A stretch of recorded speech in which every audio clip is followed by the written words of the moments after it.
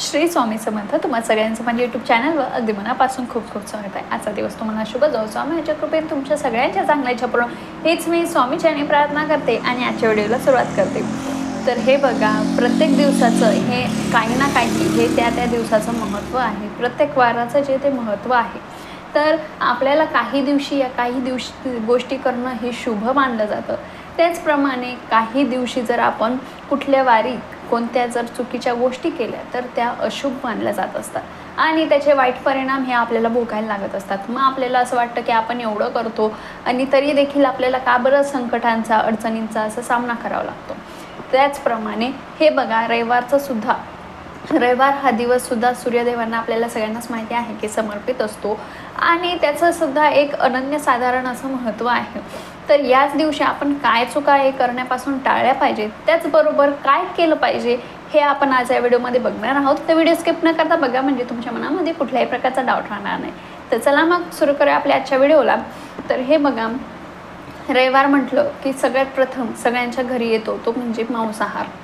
हे बघा, सुट्टीचा दिवस असतो. बरेच ऑफिसला सुट्टी असते. जवळपास 99% ऑफिसला या दिवशी सुट्टी असते आणि त्यामुळे सगळ्या जणांच्या घरी मांसाहार वगैरे हा असतो सुट्टीच्या दिवशी. पण हे बघा, हे पूर्णपणे चुकीचं आहे. हे बघा, रविवारी हे चुकूनही मांसाहार करू नये. आपल्याला सगळ्यांनाच माहिती आहे की रविवार हा सूर्यदेवांना समर्पित असतो. त्यामुळे आपल्याला जे काही तामसिक वृत्ती म्हणा किंवा तामसिक भोजन असतं त्यापासून आपल्याला या रविवारी हे दूरच राहिलं पाहिजे. त्याचमुळे हे बघा, त्यामुळे आपल्याला संकटांचा सामना करावा लागत असतो. त्यामुळे आपल्याला मद्यपान झालं किंवा मांसाहार झालं या गोष्टी आपल्याला टाळायच्या आहेत, हे लक्षात घ्या.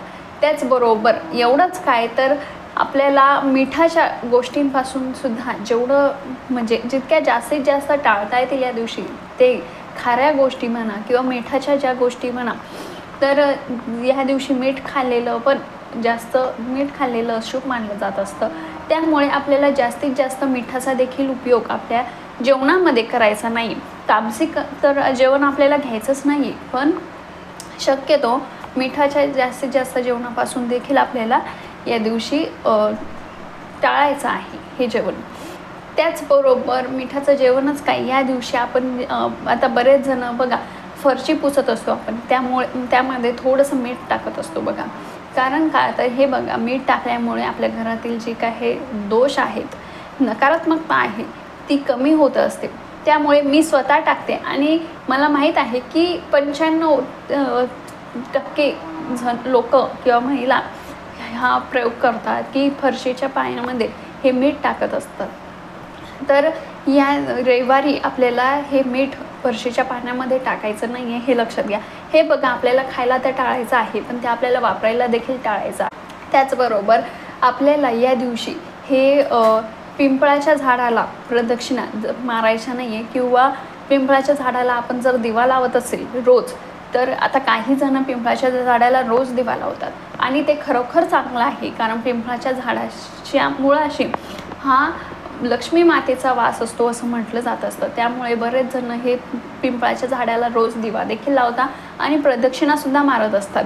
पण रविवारी आपल्याला हे करायचं नाही आहे, ही चूक करायची नाही, हे लक्षात घ्या. हे बघा, पिंपळाच्या झाडाखाली रविवारी ह्या माता लक्ष्मीची जी बहीण होती अलक्ष्मी, तिचा वास असतो असं म्हटलं जातं आणि त्यामुळे आपल्याला पिंपळाच्या झाडाला देखील रविवारी ही चुकूनसुद्धा प्रदक्षिणा मारायची नाही किंवा दिवा देखील लावायचा नसतो, हे लक्षात घ्या. त्याचबरोबर आपल्याला आपल्या घरातली जी काही तुळस आहे त्याला देखील रविवारी पाणी घालायचं नसतं. हे बघा, आपण दररोज आपलं नित्यक्रम आटपले की आपल्याला काय सवय असते की आपण तांब्या घेतो आणि तुळशीला पाणी सगळ्यात अगोदर घालत असतो. पण हे बघा, तुम्ही रोज घाला, पण रविवारी आपल्याला तुळशी मातेला पाणी घालायचं नाही आहे. रविवारीच काय, एकादशी आणि रविवारी या 2 दिवशी आपल्याला तुळशी मातेला पाणी घालायचं नसतं, हे लक्षात घ्या. त्याचबरोबर रविवारी आपल्याला काळे निळे अशा प्रकारचे कपडे घालायचे नाही आहे. हे घालण्यासाठी जास्तीत जास्त टाळायचे, हे लक्षात घ्या. हे बघा, काळे आणि निळा रंग हा किती आपण म्हटलं तरी पण तो नकारात्मकता दर्शवत असतो आणि नकारात्मकतेचा प्रभाव त्या कपड्यांमध्ये जास्त असतो. त्यामुळे आपल्याला शक्यतो काळे, निळे असे कपडे हे रविवारी घालण्यापासून टाळायचे आहेत. त्या उलट तुम्ही केशरी, लाल किंवा पिवळा असे रंग घातले तर ते तुम्हाला अतिशय शुभ मानले जात असतात. त्याचप्रमाणे या दिवशी रविवारी ही तांब्याच्या वस्तू देखील खरेदी करण्यासाठी हा अशुभ दिवस मानला जातो. हे बघा, बऱ्याच जणांना या दिवशी मी तुम्हाला सांगितलं त्याप्रमाणे सुट्टी असते आणि मग आपण खरेदीला निघतो आणि मग आपल्याला पाहिजे असले त्या सगळ्या वस्तू घेऊन येतो. त्यामध्येच असते त्या तांब्याच्या वगैरे गोष्टी आपण देवपूजेसाठी आणत असतो. तर हे बघा, या तांब्याच्या गोष्टी या रविवारी ह्या खरेदी करणं हे अशुभ मानलं जात असतं. त्यामुळे आपल्याला या दिवशी तांब्याच्या गोष्टी खरेदी करण्यासाठी सुद्धा टाळायच्या आहेत. तर अशा या छोट्या छोट्या ज्या काही गोष्टी आहेत त्या आपल्याला या दिवशी टाळायच्या असतात, हे लक्षात घ्या. आता आपण बघू की या दिवशी आपल्याला काय गोष्टी करायच्या असतात ज्याने आपला सूर्यबळ हे मजबूत होत असतं किंवा आपल्याला अशुभ फळं देत असतात त्या गोष्टी. तर हे बघा, तुम्ही या रविवारी आवर्जून हे सूर्यदेवांना अर्घ्य द्यायचं आहे. हे बघा, तसं अर्घ्य हे आपल्याला रोजच द्यायचं असतं. मी स्वतःसुद्धा ते अर्घ्य रोज देते सूर्यदेवांना आणि तुम्ही पण आवर्जून द्या. पण आपलं आता बऱ्याच जणांना जमतच नाही. आता काहींचं म्हणणं असतं की आमची खूप इच्छा आहे पण आमचं जमतच नाही. पण कमीत कमी आपल्याला रविवारी तरी सूर्यदेवांना, आपल्याला सगळ्यांनाच माहिती आहे की रविवार हा सूर्यदेवाला समर्पित असतो आणि त्यामुळे आपल्याला कमीत कमी रविवारी तरी सूर्यदेवांना अर्घ्य द्यायला चुकवायचं नाही. पण अर्घ्य कसं द्यायचं याची सुद्धा एक पद्धत आहे. हे बघा, पूर्व दिशेला तुम्ही तोंड करून, भले तुम्ही फ्लॅट सिस्टममध्ये राहता आहात, तुमचं घर पॅक आहे, पूर्व दिशा मोकळी नाही आहे जेणेकरून तुम्हाला अर्घ्य देता येत नाही, पण तुम्ही आतमध्येच जर सूर्यदेवांना अर्घ्य देऊ शकता. हे बघा, तुम्ही खाली बादली ठेवा. फक्त आपल्याला ते पाण्याचे जे काही शिंतोडे आहेत ते आपल्या अंगावर उडणार नाहीत, पायावर उडणार नाहीत याची आपल्याला काळजी घ्यायची आहे, हे लक्षात घ्या.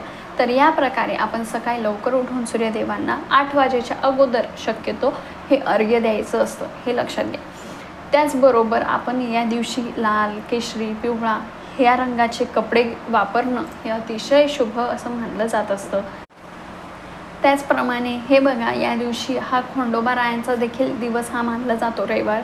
त्यामुळे तुम्ही या दिवशी खंडोबारायांची पूजा देखील करू शकता. तुमचा आराध्य दैवत असेल तर अतिउत्तम आहे. तुम्ही ते त्यांची, आपल्या कुलदेवताची पूजा ही केलीच पाहिजे. तुम्ही त्यांचं, भले तुमचं म्हणणं नाही होत, पठण करणं नाही होत, तर तुम्ही यूट्यूबला लावून द्या. त्यांचे मंत्र, स्तोत्र म्हणा किंवा जे मल्हारी सप्तशती हा पाठ तुम्ही या दिवशी केला तर अतिउत्तम आहे. तुम्ही रविवार तुमचं कुलदैवत हे तुमचं गुरुबळ हे मजबूत होत असतं. हे बघा, तुम्ही सेवा दुसऱ्या देवाची करता आहात पण त्याबरोबरच आपल्याला कुलदेवताची सेवा करणं ही तितकंच गरजेचं असतं.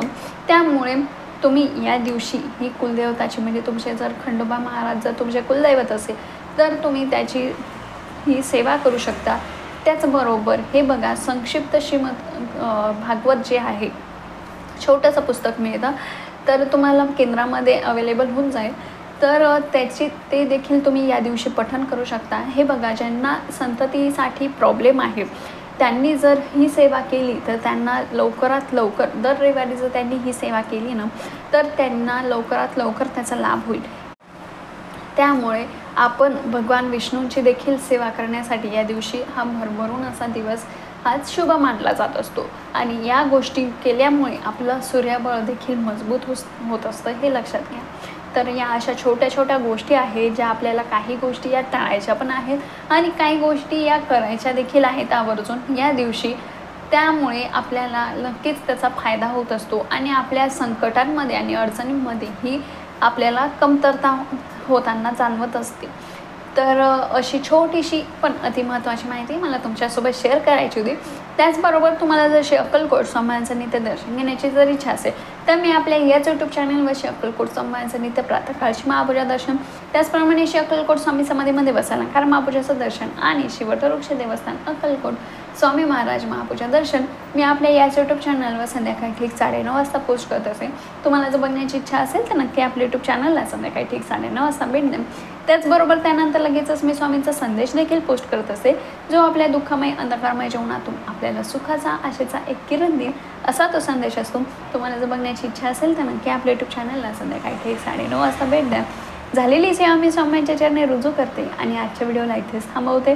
जर व्हिडिओ आवडला असेल तर लाईक शेअर आणि सबस्क्राईब करायला विसरू नका. तर चला मग भेटूया अशाच नवनवीन व्हिडिओसोबत. तोपर्यंत श्री स्वामी समर्थ.